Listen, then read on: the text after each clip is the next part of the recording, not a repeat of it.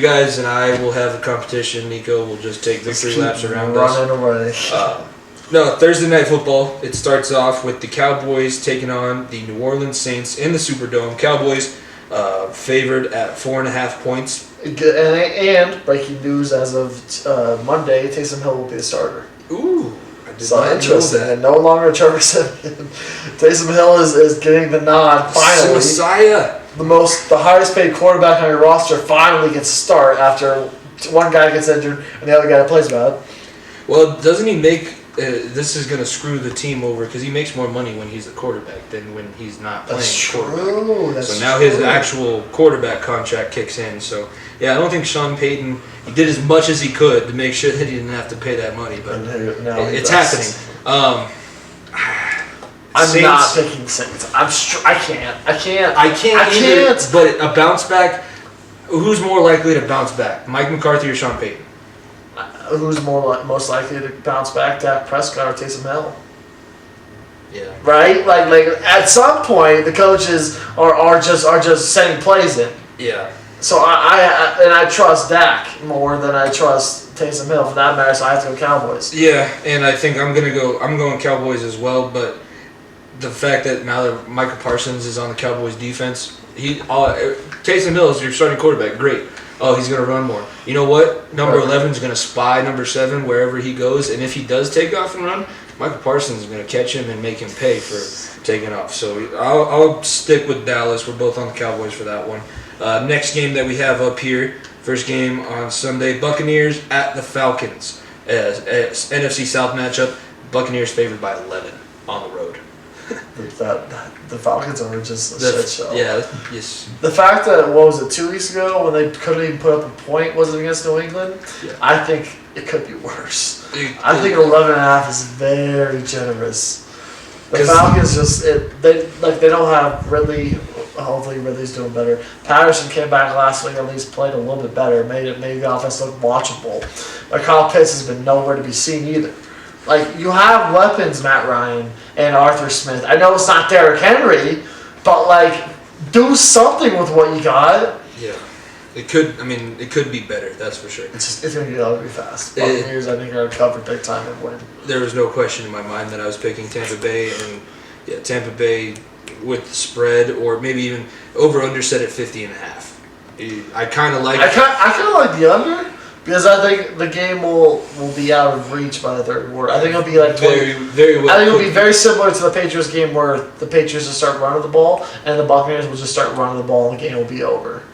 The only thing about unders and why I very rarely bet them is the garbage time touchdowns have been real this year. And especially for a team like Atlanta where they're like you said, they're talented enough where they should be able to score every single week. But no. I could see them maybe putting up 10. So a 45-10 game. That's because you gotta think, like you said earlier, Buccaneers' weakness is the secondary. Mm-hmm. Well, Matt Ryan, do something, right? Like it's. You're gonna come on, do something. We're waiting. Earn a job somewhere, because I don't think you're going to be in Atlanta much longer. But you're not earning. You may be out of the league very soon. You're going the route of Joe Flacco, except you won an MVP. And Joe Flacco's never won an MVP. Yeah, Joe Flacco's a Super Bowl. Yeah, it's a problem, Jimmy. Man, I didn't even... Yeah, it's been so long I couldn't even remember. That was the blackout Super Bowl. Way back when. Yeah. If you're born past 2000, you probably don't remember that. But here we are, rambling about how old we are. Both on the Bucks. Next game up, Cardinals going to Chicago to play the Bears. Kyler might be back. Might be his first game back. Please, DeAndre Hopkins play. I'm begging you. I need you for fantasy football. I need you. Are you fighting for a playoff spot here? Yes, big time. We are hanging on by a thread. And because I traded for DeAndre Hopkins beginning of the year because I needed a receiver and I had 3 stacked running backs and I was like, oh man, please just get healthy. I need you, buddy. That's all I need. I think Cardinals will win this easily. But D-Hop, please help me out a little bit, buddy. Yeah, I think Cardinals are going to win. Whether it's Colt McCoy or Kyler Murray, this Bears team is just... I was thinking that they were going to fire Nagy a couple weeks ago because you could change something. as a GM, I think the GM's probably going to be out too. But as a GM, especially when you have the ability to fire the coach and it might make your situation better, maybe do that. Maybe do that. The rumors that he was going to get fired the day after the Thanksgiving game were funny, and he kept his job. He 100% would have been gone if they lost. Yeah. And maybe they just kept him around because of morals, and they want to keep him until the end of the season. But at this point, don't put Justin Fields back on the field. No. Do not. Let Andy Dalton get lit up. Let him take all the hits, and just let Justin Fields sit for a new coach. If you're the GM, and you want to keep your job for that matter, you tell Nagy, do not play him. You pay the doctors off and tell them, hey, tell Nagy that Justin Fields can't play. He's injured forever. He's injured for the rest of the season. We're gonna get rid of him in 4 weeks. As long as Nagy has a headset, Justin Fields is injured. Take my money. Just don't let Fields play. I will let Mike Ditka blow cigar smoke in your face if you just say Justin Fields can't play for the rest of the year. That's all you got to do. Save him, please. That's all you got to do. Yeah, I'm going Cardinals. This ain't even a question. I'm going Cardinals as well. Los Angeles Chargers going to the Bengals and playing in the Queen City. Classic letdown spot for the Bengals. Classic letdown spot always for the Chargers. Always. Who's going to let down first? Yeah. I think that the Bengals have a better defense, and I think that the Bengals offense is going to be able to score enough points that even if it becomes a shootout, we will beat Justin Herbert in a shootout. Joe Burrow versus Justin Herbert, I think for the first time as starters. Yeah, or in general. Or in general, because I don't think that you're right, they didn't play in college either, because LSU never played Oregon, so that would be a fucking train wreck. I'm going Bengals. I'm going to stick with the Bengals because they've been hot, and the fact that I can actually see them winning games every weekend now, I'm just happy about that. So I'm going to ride that wave. I'm going Bengals too because, like I said, every single week. Why do I'll never trust the Chargers ever. Doesn't matter. Philip Rivers, Justin Herbert. I'll keep saying it. The Chargers are untrustworthy, and as untrustworthy as Zach Taylor is, Brandon Staley is a great coach. That's the only reason the Chargers are going to be in this game. But Joe Burrow is going to be way too much, so I'll go Bengals too. Yeah, I think Mixon is going to have a huge day against that Chargers defense. So we're both on the Bengals. Javonte Williams Javonte Williams in general had a field day against the Chargers defense. Joe Mixon may go off for like 2. Joe Mixon might rush for over 200 yards. He may be able, like this few game stretch here might be where we get a back-to-back 1,000-yard rushing season. I don't know what he's at right now, but the back-to-back was enough for me. Like I said, he's the saving grace of the Queen City right now. He is that guy. Next game up, Vikings at the Lions. Vikings obviously, they looked good. So they did. But they're good. So schizophrenic. They're so schizophrenic. Up and down, up and down, up and down. I don't. Is Mike good. Zimmer a good coach? Is he not a good coach? Is Kirk Cousins? Kirk Cousins is not worth $84 million, but is he a feasible starting quarterback? Can you just toss Justin Jefferson the ball at the line of scrimmage? Make sure Dalvin Cook gets the ball, even though he's injured out for the game. That was what makes this interesting. I'm not picking the Lions. No, I've tried like 3 or 4 times that they were going to get their first win, and I'm pretty sure every single time that I've picked them to get their first win, they've lost on a last-second field goal. It was the Justin Tucker historical 69-yarder or whatever it was, and now it's the double doink. The curse of the double doink was lifted because the Detroit Lions suck so bad. I'm staying away from betting this game in general or watching this game because it will not be fun whatsoever. This one is a game that is not going to show up on Red Zone because neither team is going to be in a position that they can score. It's going to be like a Justin Jefferson 85-yard touchdown is going to be the difference. And it would be a 7-3 win for the Vikings. And Matt Campbell's going to cry in the locker room again, maybe bite off another finger. Who knows? But yeah, I'm on the Vikings on this one. You're on the Vikings on this one. So yeah, we're actually in very locked. Even we're all locked this far, yeah. So far, no differences here. Next game up that we have is the Giants and the Dolphins. This one got very interesting because the Giants looked good last weekend. And the Dolphins, like you said, are on a 3-game win streak, 4-game win streak, and it's a 4-game win streak where they're not even playing the guys that they like. Oh, it's not like they're out there trotting out the. I think that they would probably, as an organization, they would have rather Tua lost these last 4 games than them having won. But here we are. We're sitting with Miami as a possible wild card contender again. Again, who would have thought? And the team that they're playing, the Giants are hosting, slowly getting healthy too. Yes. I'm talking about a team that had no weapons on offense. I'm talking about Ingram injured, Shepard injured, Barkley injured, Kadarius Toney was injured. Kadarius Toney, Kenny Galladay, all just on the offensive side of the ball. And that defense, I said. When I picked the Giants to finish ahead of the Cowboys in the NFC East, I said that the Giants have a decent defense. And I was not proven correct, but they are playing better. They are playing better. I will go ahead. I'm going to put my faith in New York because anytime I put my faith in the Dolphins, I get... You hate rooting for the Dolphins too. So I'm going to go with the Dolphins here because of the 4-game win streak. And they've been blessed with some, very bad teams, honestly, at the perfect time. Mm-hmm. No, it's a great portion of their schedule, but I don't know. I like Joe Judge. I like Brian Flores. This one might be a sneaky good game in the early slate, or at least maybe entertaining down the stretch. But who knows what's going to happen there? We're split on that one, first split game. I'm taking the Giants. You got the Dolphins. You have to. Oh, okay. Next game that we have, the Eagles and the Jets. The Jets coming off a win, and the Eagles coming off that loss to the Giants. Zach Wilson 2 in a row? No. Eagles. E-A-G-L, Eagles. Poor Jalen Hurts. It's every other week with this fan base, man. The guy deserves so much better. He has one bad week and all hell's about to break loose. The guy is a very good quarterback, and this team just acts like he can't throw the football. It's sad, it's bad, and I wish better for Jalen Hurts because everywhere he's went, he's always been the afterthought. Oh, at Alabama. Oh, wait. Well, we have a Tua behind you, so who really cares about that? At Oklahoma, wait, well, we have Spencer Rattler behind you, who really cares?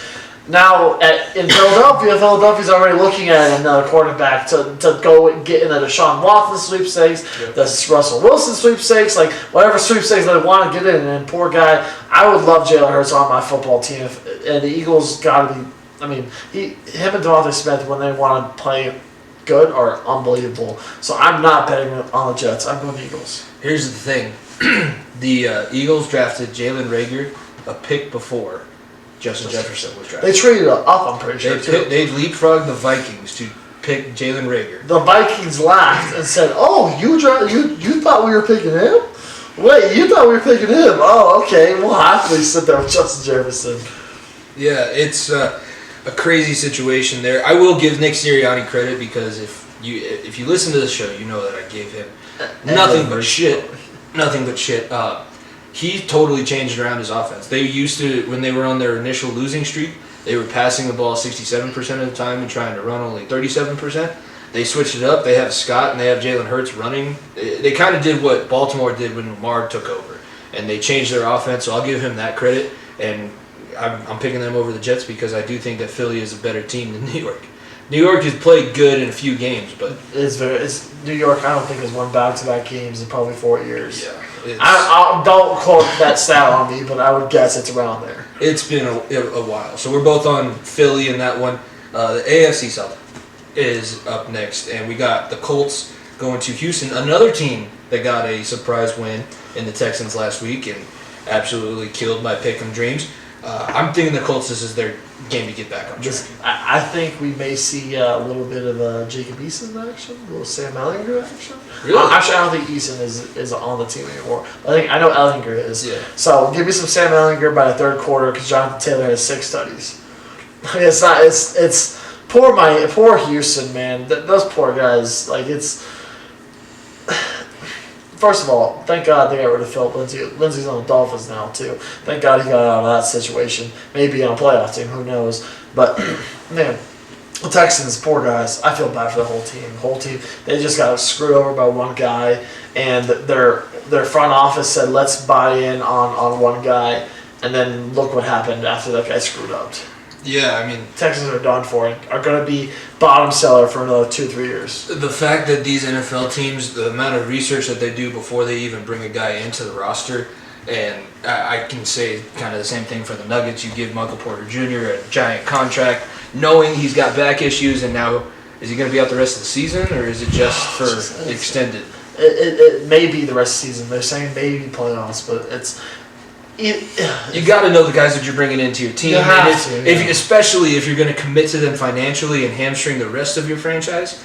If you're paying them oodles of money and they're not playing for you, what's the point? If a guy has 50 massage parlors across the country, I think there's a red flag in general. Yes. Let's just say that. All right. Him and Robert, the text chain that he has with Robert Kraft. Now, this is not true, or at least not confirmed. The fact that he had a text chain with Robert Kraft, you shouldn't have paid him $80 million over 8 years or whatever it was. You should have gotten rid of him at that point. No, the Texans are in a bad spot. I'm going the Colts. I think Jonathan Taylor's going to just berserk. Go berserk. It'll be we'll see Wisconsin Jonathan Taylor again, and it might be. Remember when they had 3 running backs rush for over 100 yards with Wisconsin against Nebraska? Was it? That was Comp's last game too. Let's see, who was that? I think it was Melvin. It was Melvin. Was I think Burkhead, I think. It was Monty Ball. Monty Ball was one of them. Yeah, I think it was Monty Ball. And it might have been Gordon. Burkhead. I think Burkhead was the third one. Yeah. That sounds right. But yeah, a little sexy Rexy. Everybody is trying to cash in on the best crypto, but if you want a guaranteed way to double your money, all you need to do is use promo code BENCH at mybookie.ag. It's simple. Sign up at mybookie.ag with promo code BENCH, BENCH, and your first deposit is immediately doubled, all the way up to $1,000. How's that for a quick turnaround on your investment? With the NFL playoffs race heating up and college bowl season right around the corner, double your firepower at mybookie.ag. Get in on the action in the most important games of the season. Like we mentioned, we'll have our bowl extravaganza coming up, so be sure to bet with MyBookie when that happens. Build your own props, create multi-game parlays like I do every single week, and take part in a host of MyBookie cash prize contests. This is the best time of the year to both watch and, more importantly, bet on sports, because you know who the winners are by now. Don't miss out. Double your first deposit by using promo code BENCH, that's BENCH, BENCH, and keep your eyes peeled for more exclusive holiday promotions coming soon at mybookie.ag. Bet anything, anytime, anywhere with my and former Cincinnati Bengals. So there you go. We're both on Indianapolis in that one. Next game up, we have Washington, the Woofed, going to Las Vegas to play the Raiders. Washington looks okay. Okay. Let's say okay, because the Seahawks look terrible. The Seahawks are not a good team. And I hit 3 bets on Monday. I hit I hit 3 dogs. I hit the football team. I hit GCU, and then I hit the Nugs. And we're all 3 dogs on Monday that I just hammered. So and I'm for that reason I'm going Washington because I hate the Raiders, and the Raiders don't know what kind of football they do. No. Like they don't know what they're going to do every single week, and here they are just trotting out there. Oh, maybe Derek Carr will play like he did the first 4 weeks. Who knows? And then this team will just flounder again and be back to where bottom seller of this division like they usually are. I will say that Taylor Heineke, the more I watch him, the more he's reminding me of Brett Favre. That's why he wears number 4. Brett Favre is his hero, and he's got a good arm. I'm not saying that, but he doesn't have the arm strength that Brett has. The way he makes his decisions right now, it's very Brett Favre early on in his career, where he tries to make the big play and gets his receiver killed. There's a couple times where he got his dude absolutely wrecked last year. But now he's also... There's a couple times where he checked down to the running back, and Taylor Heineke in the divisional round last year, I don't think he remembered that the running back was a position on the field. Also, Antonio Gibson, I tweeted it out on our account last night. He's reminding everybody of his dog status. Gibson, I needed Gibson to score less than 16 points to win. Unfortunate for you. He had 19, and I was pissed. Unfortunate. I was like, oh man, please just slow it down, please. Like just throw the other running back in, whoever his name is.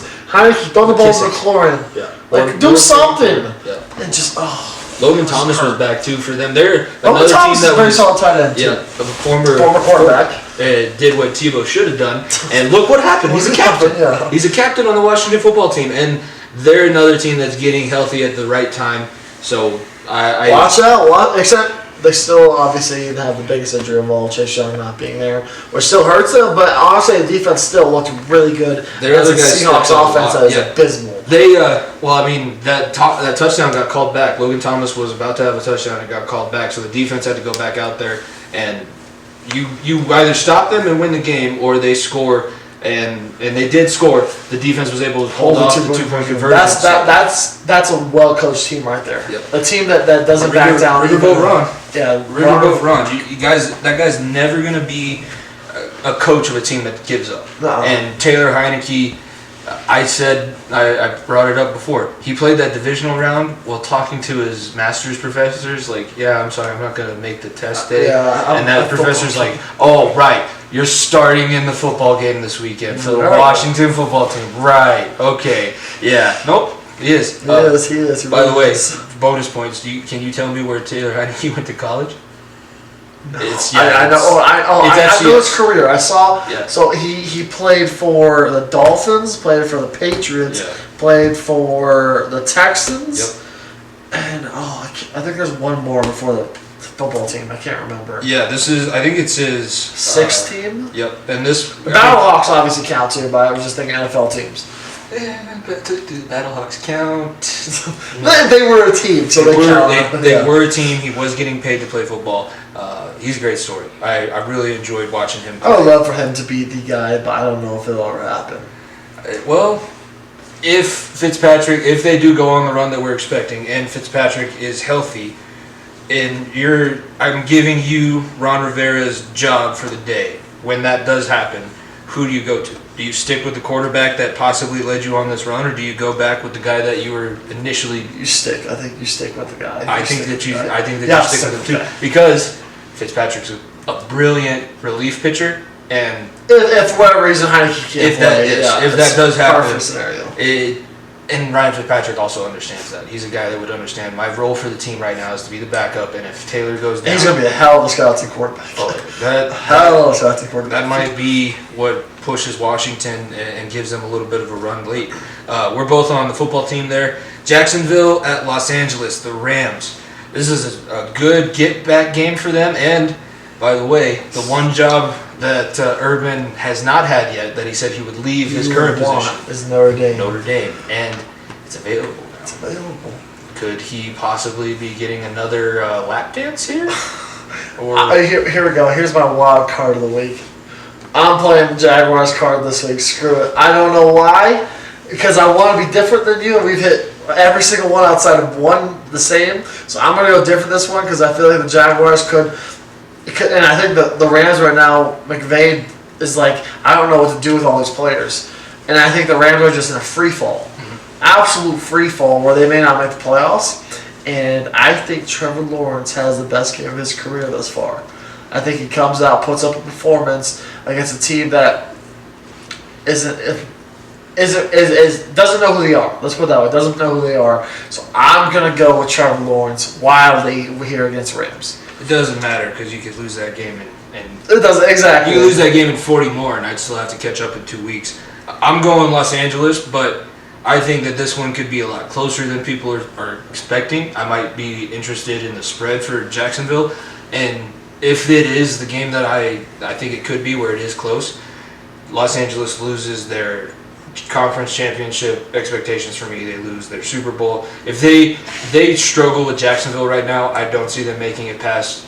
They might be able to make it past through the wild card, but they'd be a divisional exit, just like they were last year. The wild card, they'll be facing down Arizona, where I would trust Arizona right now, and the other team on top of that would be the Packers. Yeah, I'm seeing a very similar arc as they were last season. They have a better quarterback now, but remember they lost the division to Seattle and beat Seattle in the wild card, and then I don't think that they'd beat Arizona in the wild card, but I do think that they might be able to get to the divisional, but that's as far as. But just based on the talent they have. Just based on the talent, like Jalen Ramsey is still a premier corner. Aaron Donald's still the best. He's still a very good defensive lineman, and if they can get some sort of an outside pass rush with Vaughn, That's all they need is Vaughn, because it was hilarious because there was a triple team on Aaron Donald and they let Von Miller loose and they said, you know what, we're just going to run the opposite side, and it worked.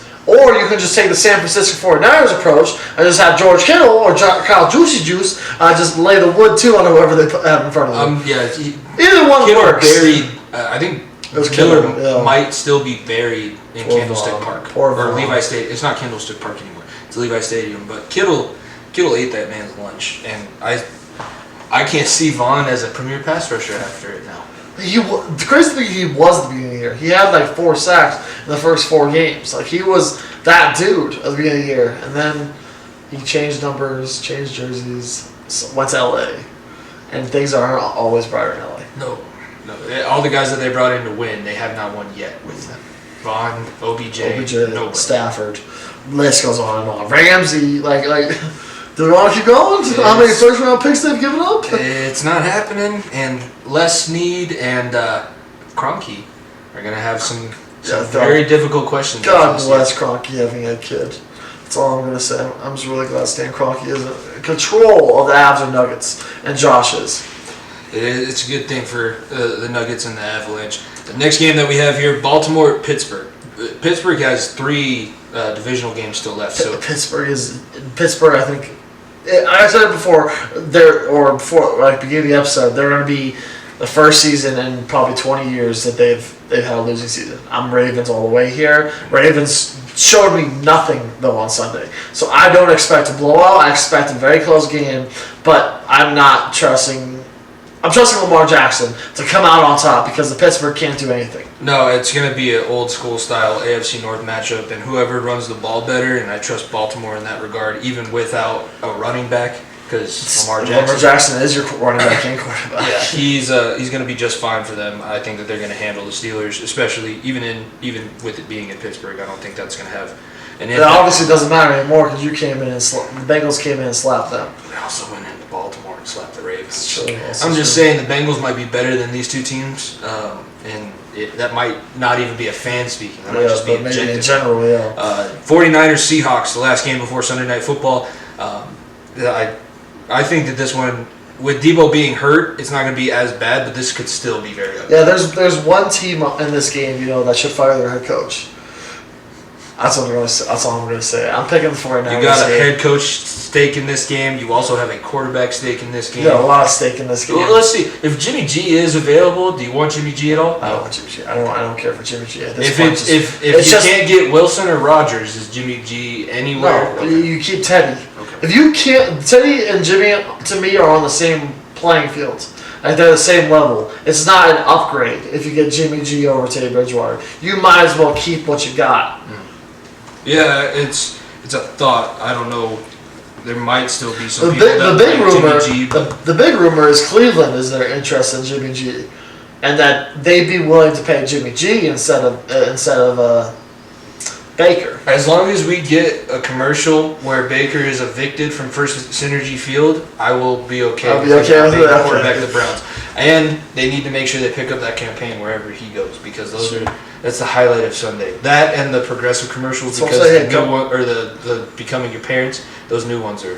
Come to Denver and we'll have Mile High and we'll put you in the mountains, get you a nice little cabin. We'll have some funny commercials. We love doing endorsement deals with our athletes in Colorado. That's the thing. San Francisco or Seattle? Yeah, San Francisco. San Francisco. I'm not stupid. Okay.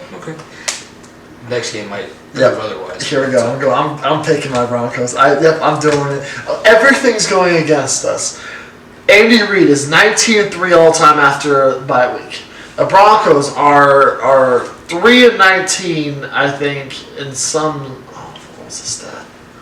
3-19, I think, after a win against the Chargers it was some stupid stat. I don't know what it was. And so in total, we have everything going against us. There's nothing to lose. You didn't have a primetime game all year, and then you were gifted it in the regular season. And here we are, chance to be on top of the division. Why not? The coaching is going to lose us this football game, but why not? It being in Kansas City hurts, yeah. But then again, Kansas City at the beginning of the year was a place everyone wanted to play with. Bills ran through there. The Raiders ran through there. Chargers ran through there.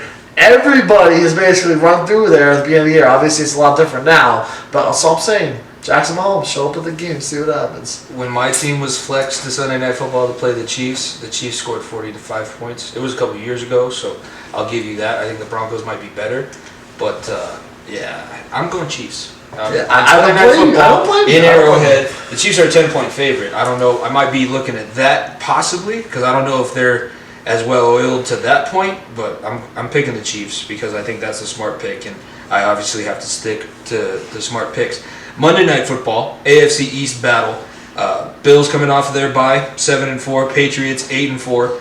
Winner of this game takes sole possession of number one, not only in the AFC East but also possibility of moving into the number one seed in the AFC in general. All that being said, it's in Buffalo.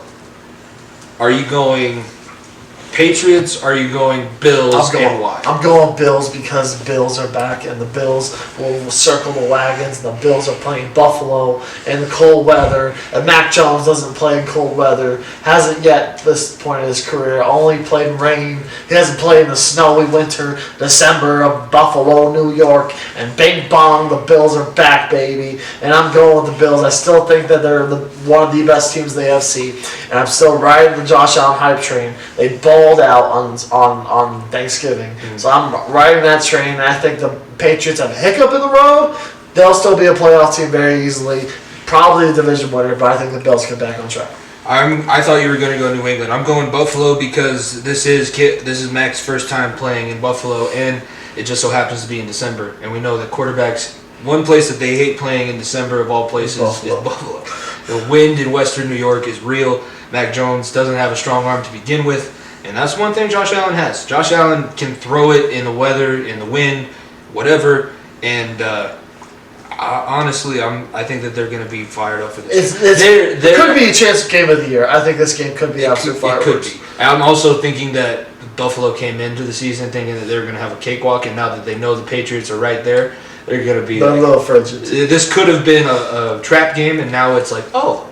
We're not expecting to win. Yeah. Oh, okay. Well, yeah, I guess we're both going Buffalo then. That means that we are pretty much all dead even except for like 3 games. So it'll be interesting to see the movement. Be sure to vote in the Twitter polls at FEOTBpod. I know I didn't put them out last week. I was on vacation, so I gave you guys a freebie. But we'll be back this week with the Pickem on Twitter, so be sure to vote. And see if you can push me out of number 2, because I'm not going to number 1. Not catching me, that's all I'm saying. Not catching me at all. I'll win the playoffs. I'm going to come back. I'm a playoff performer. That's what I'm going to say. That's going to be it for this week of the FEOTB NFL Pick'em. And now we get to go into what's